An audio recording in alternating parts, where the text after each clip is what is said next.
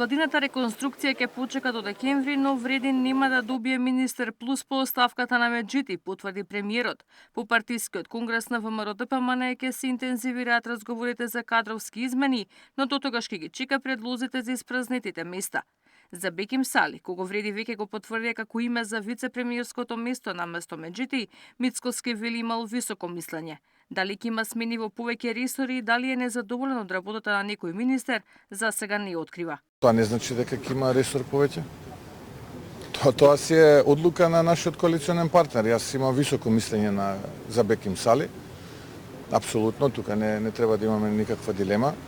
Но тоа не значи дека ќе има место повеќе во владениот кабинет. Подготвен со секого да разговарам, апсолутно, тука нема никаква дилема во рамките на коалицијата. Но се разбира, мандатар сум јас на таа влада. Така што нормално е дека последниот збор како мандатар на владата ќе го имам јас. Но реконструкција на влада не се прави само за да се реконструира владата. И да кажеме, ја реконструиравме владата.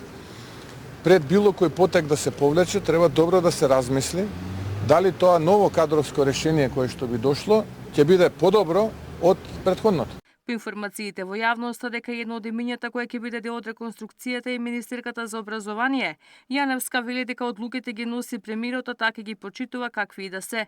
Полно негово право, заедно со органите на партијата, да одлучува кого ќе предложи како влада или кого ќе предложи како министер пред парламентот. Секоја негова одлука апсолутно ќе ја испочитувам.